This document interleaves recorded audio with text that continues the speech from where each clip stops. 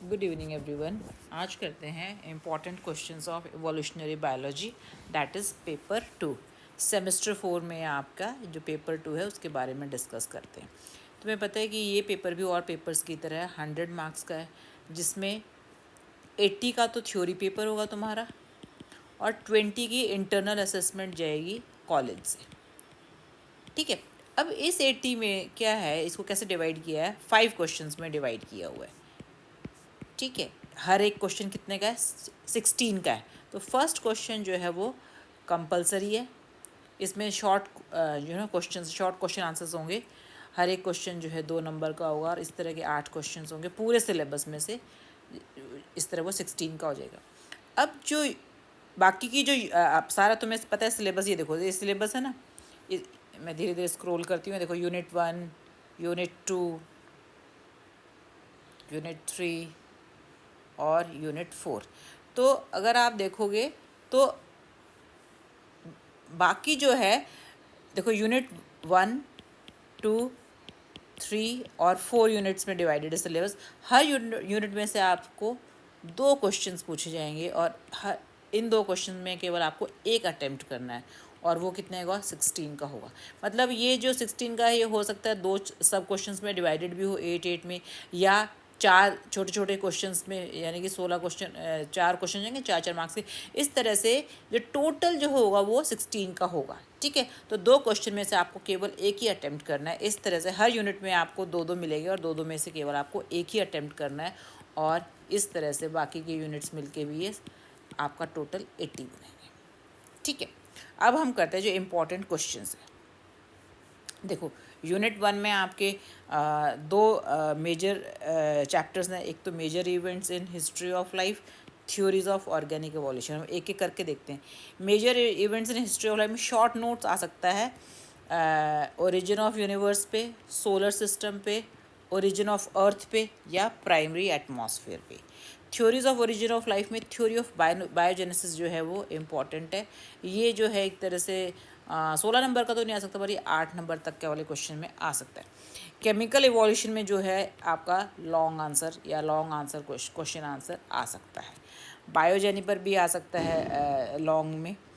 Stanley Miller और Yuri का जो एक्सपेरिमेंट है वो भी आ सकता है। ठीक है।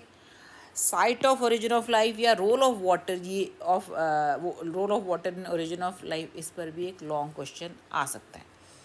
प्रोकैरियोटिक सेल के बारे में आ सकता है। Evolution of prokaryotic cell, oxygen revolution, very very important. ठीक है। Eukaryotic cell and theories of origin of eukaryote, इस पर भी एक क्वेश्चन आता ही आता है। ठीक है। Now we come to theories of organic evolution. ठीक है। ऑर्गेनिक इवोल्यूशन की में अगर आप देखो तो मेनली 4 थ्योरी है: Lamarckism, Darwinism, mutation theory of evolution and neo Darwinism. ठीक है।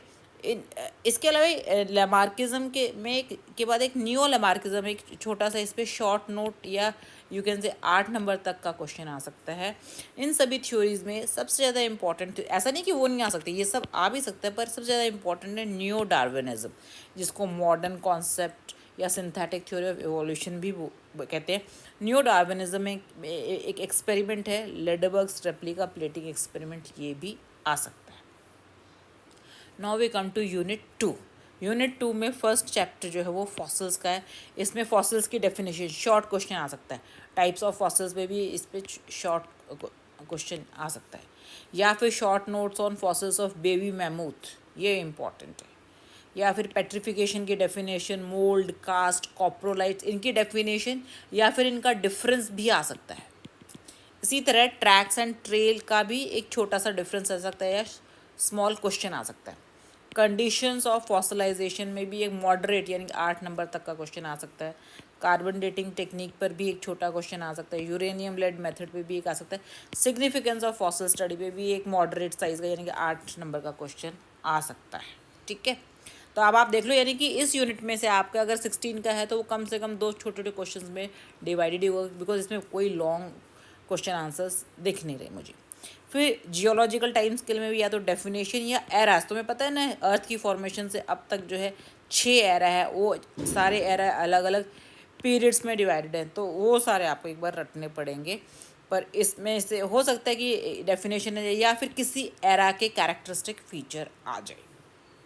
Now we come to phylogeny of horse. Phylogeny of horse में या तो कैरेक्टरिस्टिक ऑफ मॉडर्न हॉर्स, ये भी इम्पॉर्टेंट है, ये आ जाता है कई बार। या फिर अगर आप देखो तो ये जो डिफरेंट टाइप्स ऑफ हॉर्स नहीं है, ईओ हिप्पस है, मीज़ो हिप्पस है, मियो हिप्पस है या मैरिज हिप्पस है, इनमें से किसी भी एक हॉर्स का डिस्क्रिप्शन आ सकता है। ऐसे तो और भी बहुत सारे हॉर्सेस है, बट ये इंपॉर्टेंट वन है। फिर एक अलग एक चैप्टर आता है ऑर्गेनिक वेरिएशंस। ऑर्गेनिक वेरिएशन में अगर आप देखो तो डिफरेंस आ सकता है सोमैटिक एंड जर्मिनल वेरिएशंस में, या फिर कंटिन्यूस एंड डिसकंटिन्यूस वेरिएशंस में, या मेरिस्टिक एंड सब्सटैंटिव वेरिएशंस में। ठीक है, इनका डिफरेंस आ सकता है। एक लॉन्ग क्वेश्चन आ सकता है जीन म्यूटेशंस पर या क्रोमोसोमल म्यूटेशन पर, ये जो है लॉन्ग में आ जाते हैं। ठीक है, फिर एक अगला एक छोटा सा चैप्टर है, दैट इज़ रिप्रोडक्टिव आइसोलेशन। तो रिप्रोडक्टिव आइसोलेशन में अगर आप देखो तो या तो आइसोलेशन की डेफिनेशन, रिप्रोडक्टिव आइसोलेशन की डेफिनेशन आ जाएगी, या फिर क्लासिफिकेशन ऑफ आइसोलेटिंग मैकेनिज्म्स, इस पर भी जो है लॉन्ग भी बन जाता है या मॉडरेट साइज का भी बन जाता है। एक्सेप्शन टू रिप्रोडक्टिव आइसोलेशन पे भी आप लॉन्ग भी बन जाएगा या मॉडरेट भी, क्योंकि इसमें केवल एग्जाम्पल्स ही हैं एक्सेप्शंस में। ठीक है ना। फिर आता है नेचुरल सिलेक्शन। नेचुरल सिलेक्शन में नेचुरल सिलेक्शन की डेफिनेशन, और इसमें जो नेचुरल सिलेक्शन में 3 ग्राफ है, उन तीनों ग्राफ्स के बारे में आपको डिस्क्राइब करना हो सकता है। ठीक है, now we come to unit 3। Unit 3 में आर्टिफिशियल सिलेक्शन है, उसमें definition of artificial selection, significance of artificial selection. इसमें आर्टिफिशियल सिलेक्शन के एग्जांपल्स दे रखे हैं प्लांट्स और एनिमल्स में, कि कौन कौन से हम डे टू डे लाइफ में हमें प्लांट्स और एनिमल्स जो आर्टिफिशियल सिलेक्शन के थ्रू बने हैं वो या फॉर्म हुए हैं, वो हमें डे टू डे लाइफ में दिखते हैं। फिर अगला है लिमिटेशन ऑफ आर्टिफिशियल सिलेक्शन। ठीक है ना, इस पर भी एक शॉर्ट क्वेश्चन आंसर आ सकता है। फिर है बायोलॉजिकल स्पीशीज़ कॉन्सेप्ट, इसमें डेफिनेशन किसकी, स्पीशीज़ की। ठीक है ना, या फिर अलग अलग टाइप के स्पीशीज़ होते हैं ना, उन उन सब अलग अलग टाइप के स्पीशीज़ की डेफिनेशन, या फिर एक स्पीशीज़ कॉन्सेप्ट पे एक लंबा क्वेश्चन, बड़ा क्वेश्चन आ सकता है, 16 का भी आ सकता है। ठीक है ना। एक्सेप्शन टू स्पीशीज़ कॉन्सेप्ट, जो कुछ एनिमल्स के एग्जांपल ऐसे हैं जो कि स्पीशीज़ कॉन्सेप्ट को फॉलो नहीं करते, उस पर एक लॉन्ग क्वेश्चन आ सकता है। डेफिनेशन ऑफ स्पीसीएशन, ये शॉर्ट पे आ सकता है। मैकेनिज्म ऑफ स्पीशीएशन पे भी लंबा क्वेश्चन आ सकता है। ठीक है ना, ये इस पर एक मॉडरेट आ सकता है, एलोपैट्रिक एंड सिम्पैट्रिक स्पीसीएशन पर।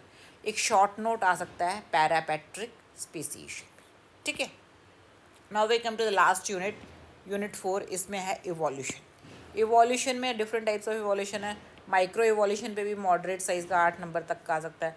मैक्रो इवोल्यूशन पे भी, मेगा इवोल्यूशन पे भी अगर आप देखो तो 8 का। मॉलिकुलर इवोल्यूशन पे आपका लंबा क्वेश्चन आ सकता है, और उसमें मैकेनिज्म ऑफ मॉलिकुलर इवोल्यूशन। ठीक है ना, ये इस पर लॉन्ग क्वेश्चन आ सकता है। फिर है लास्ट चैप्टर एक्सटिंक्शन का, इसमें definition of extinction, causes of extinction, इन पे ये शॉर्ट नोट आ सकता है। कॉजेज में मॉडरेट साइज का आ सकता है। स्मॉल क्वेश्चन आ सकता है बैकग्राउंड एक्सटिंक्शन पे। मास एक्सटिंक्शन पे लॉन्ग क्वेश्चन आएगा। ठीक है ना। Role of extinction in evolution जो है मॉडरेट साइज का होगा, एंड हेलोसिन एक्सटिंक्शन पे मॉडरेट साइज या शॉर्ट जो है इस क्वेश्चन इस पे आ सकता है। ठीक है ना। तो आई होप आपको समझ में आ गया होगा।